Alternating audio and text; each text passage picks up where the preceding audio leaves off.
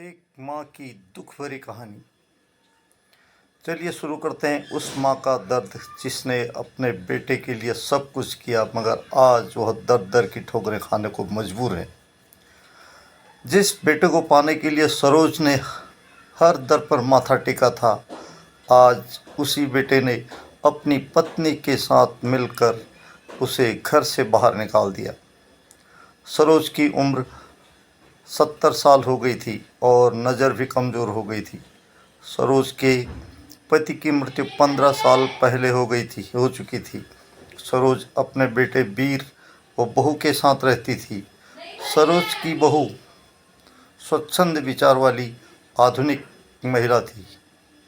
वह नहीं चाहती थी कि सरोज उनके साथ रहे, जिसके कारण उसकी आज़ादी में कोई खलल पड़े। वह हर रोज़ सरोज से किसी न किसी बात पर झगड़ा करती थी और अपनी सास को भला बुरा कहते रहती थी। यह बात वीर को भी पता थी, मगर वह अपनी पत्नी को समझाने के बजाय सरोज को ही हिदायत देता रहता था। आज वीर भी घर पर ही था। दुर्भाग्य से सरोज के हाथ से एक प्लेट गिरकर टूट गई थी। बस फिर क्या था, वीर की पत्नी ने पूरा घर सर पर उठा लिया और सरोज से लड़ने लगी, खूब भला बुरा कहने लगी। यह सब वीर देख रहा था, मगर कुछ कह नहीं सका, क्योंकि उसकी पत्नी उसके साथ भी अच्छा व्यवहार नहीं करती थी। वीर की पत्नी ने गुस्से में वीर से कहा, आज तुम फैसला करो, इस घर में मैं रहूँगी या तुम्हारी माँ। यह सुनकर सरोज सन्न रह गई। तब वीर ने भी गुस्से में आकर अपनी माँ से कहा, माँ, तुम हमें चैन से क्यों नहीं जीने देती हो? क्यों न किसी वृद्धाश्रम में चली जाती हो? यह सुनकर सरोज को मानो करंट लग गया हो। वह सोचने लगी, जिस बेटे के लिए मैंने सब कुछ किया, वह बेटा आज मुझे घर से निकाल रहा है। सरोज का दिल भर आया। उसने रुआंसे गले से कहा, वीर से कहा, बेटा, इस उम्र में मैं कहाँ जाऊँगी? मुझे इसी घर में किसी कोने में रहने दो। मैं कुछ नहीं करूँगी। मगर वीर को अपनी माँ के लिए कुछ भी दया नहीं आई, जबकि घर सरोज और उसके पति ने अपना पेट काट काट कर बनाया था। सरोज ने रोते हुए वीर से कहा, इस घर से मेरी और तुम्हारे पिता की यादें जुड़ी हैं, मुझे यहीं रहने दो।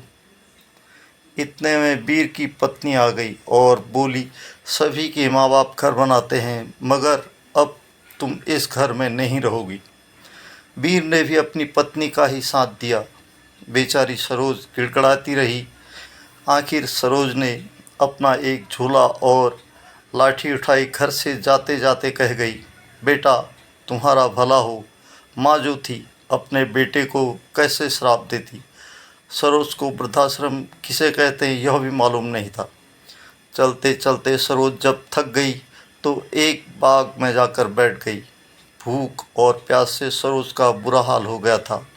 शाम ढलने लगी थी। सरोज को कुछ समझ नहीं आ रहा था आगे क्या होगा। कोई उसे वृद्धाश्रम तक पहुंचा दे।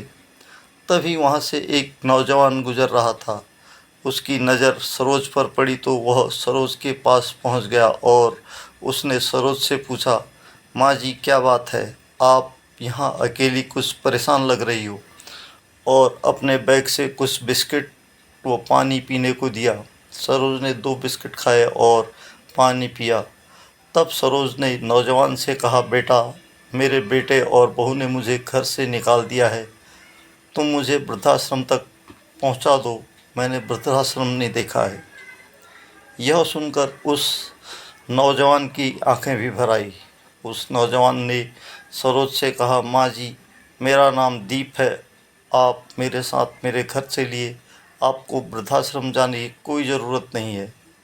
मेरे घर में मेरी माँ और मेरी पत्नी के अलावा मेरा एक बच्चा है। सरोज सहमी हुई बोली, नहीं बेटा, मैं आप लोगों के ऊपर बोझ नहीं बनना चाहती हूँ। जब मेरे अपनों ने मुझे घर से निकाल दिया है तो दूसरों पर क्यों बोझ बनूं। मगर दीप की जिद के आगे सरोज को हार मानना पड़ा। वह दीप के साथ उसके घर चली गई। दीप ने सरोज का परिचय अपनी माँ, पत्नी और बेटे से कराया। सबने सरोज का दिल से स्वागत किया। दीप की पत्नी बहुत ही शालीन व समझदार थी। वह अपनी सास से माँ की तरह व्यवहार करती थी। कुछ ही देर में दीप की पत्नी चाय बनाकर लाई और सबको चाय पिलाई। यह सब देखकर सरोज की आंखें भर आई, क्योंकि उसकी बहू ने चाय तो क्या, कभी सीधे मुंह बात भी नहीं की थी। अब सरोज दीप के घर की सदस्य की तरह हो गई थी।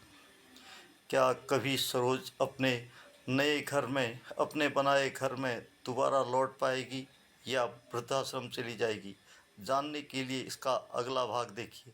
अगर कहानी पसंद आती है दोस्तों, चैनल को सब्सक्राइब कीजिए, लाइक कीजिए, शेयर कीजिए और बेल आइकन जरूर दबाइए। तब तक सेफ रहिए, सुरक्षित रहिए। जय हिंद, जय भारत।